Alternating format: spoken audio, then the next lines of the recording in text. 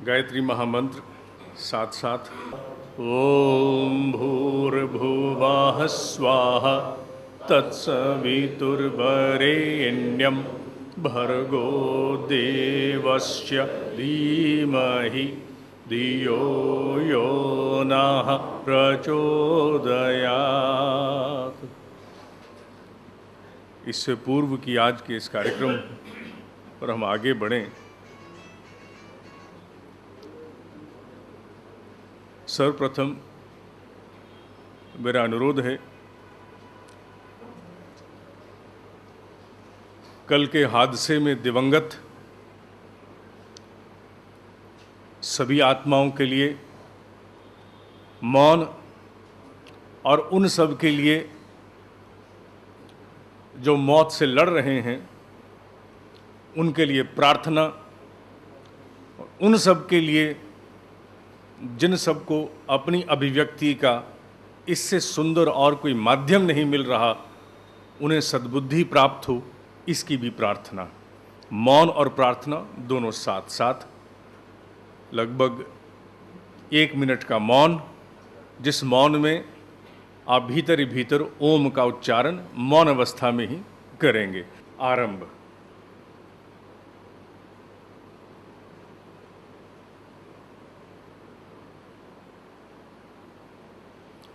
Om Shanti. Ganpati, Shri Ganpati, our management गुरु, जब इस तथ्य पर शोध किया, इसका रहस्य उद्घाटन सामने हुआ, तो ज्ञात हुआ कि जो प्रबंधन की विधा, मैनेजमेंट की जो साइंस है, उस पर जितना कार्य हमारे ऋषियों ने किया था, उसके समक्ष अभी हम कहीं नहीं ठहरते हैं। कहा जाता है कि जितने शब्द हम बोलते हैं, इन सभी शब्दों का एक आकार, एक आकृति द्युलोक में, उस सूक्ष्म लोक में बन जाती है। Every word which we utter has a form in the astral world. इतने नहीं, पाश्चात्य राष्ट्रों ने इस पर भी शोध किया है कि जो शब्द हम बोलते हैं, उसका ना केवल उस सूक्ष्म लोक में एक सुनिश्चित आकार होता है, बल्कि उसका एक रंग भी होता है। और इस पर अमेरिका में भी बहुत सा शोध हुआ है।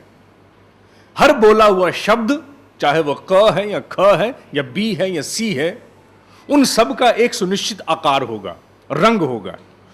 ठीक उसी तरह जितनी भावनाएं हम लोग छोड़ते हैं, संप्रेषित करते हैं, प्रत्येक भावना का भी एक रंग होता है, एक आकार होता है। और इस बात की स्थापना उस विषय से भी होती है जिसे मैंने कुछ दिन पहले आप लोगों के साथ, जिसका हम लोगों ने साझा किया था, और वो था पानी की आकृति में, हाइड्रोजन बॉन्डिंग में हमारी भावनाओं के संप्रेषण द्वारा परिवर्तन, कि किस प्रकार हमारी भावनाओं से पानी की मॉलिक्यूलर स्ट्रक्चर में भी बहुत बड़े बड़े परिवर्तन आते हैं, उसमें विशिष्ट आकृतियां बन जाती हैं, जिसके दर्शन संभवतः इस सभा में आप सबको कराए गए थे। तो एक बात तो सुनिश्चित है, बोले गए शब्द की आकृति होती है, छोड़ी गई भावना की आकृति होती है, अर्थात जो कुछ भी हम सोचते हैं उसकी कोई ना कोई आकृति बनती है। ईश्वर तो अनंत है, ईश्वर अनंत भी है और अव्यक्त भी है, दिखता नहीं है। लेकिन साथ साथ यह भी सत्य है कि उस ना दिखने वाली ईश्वर की इतनी बड़ी रचना यह सृष्टि है जो दिखती है। उस निराकार की यह साकार रचना है जो हम पृथ्वी के रूप में, जीव के रूप में और अन्य ग्रह मंडलों के रूप में देखते हैं। और उसी ईश्वर की अनेकों अभिव्यक्तियां हमारे सामने नाना प्रकार के ईश्वर की शक्तियों के रूप में आती हैं। सूर्य एक है, सूर्य में से निकलने वाली किरणें असंख्य हैं, उन असंख्य किरणों के भिन्न भिन्न प्रभाव हैं, अल्फा, गामा आदि आदि, ये सारी वो भिन्न किरणें हैं जो एक ही सूर्य से निकलती हैं। एक बिजली अनेक प्रयोग, उसी प्रकार एक ईश्वर अनेक शक्तियां, बहुत सी सामर्थ्य। कहने को ईश्वर एक है, लेकिन उसकी सामर्थ्य मल्टी फेसेटेड है, वो एक पक्ष तक सीमित नहीं है। आप ये नहीं कह सकते कि मैं एक केमिस्ट हूं and I am nothing more than a chemist in occupation. मैं एक बैंक एम्प्लॉय हूं, मैं इससे आगे नहीं हूं। ईश्वर इससे कहीं अधिक है। वो एक समय पर बहुत से काम, अनंत कार्यों को संपादित कर सकता है, और वो अपने अनंत कार्यों को संपादित करने के लिए एक ही आधार ढूंढता है, क्या? मनुष्य की भावना।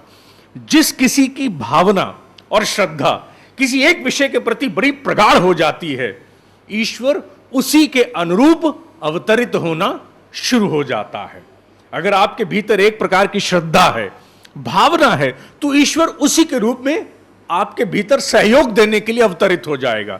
If you want power and you conceive a powerful body, इसीलिए हमारे यहां हनुमान जी की आकृति है, और जो हनुमान के भक्त हैं उसी की प्रकार से सदाचार आचरण करते हैं, उसी प्रकार शक्ति अर्जन के प्रयास करते हैं, तो निश्चित रूप से ईश्वर की सारी शक्ति उन्हें अपने शरीर को बलिष्ठ और पुष्ट करने में सहायता में जुट जाती है।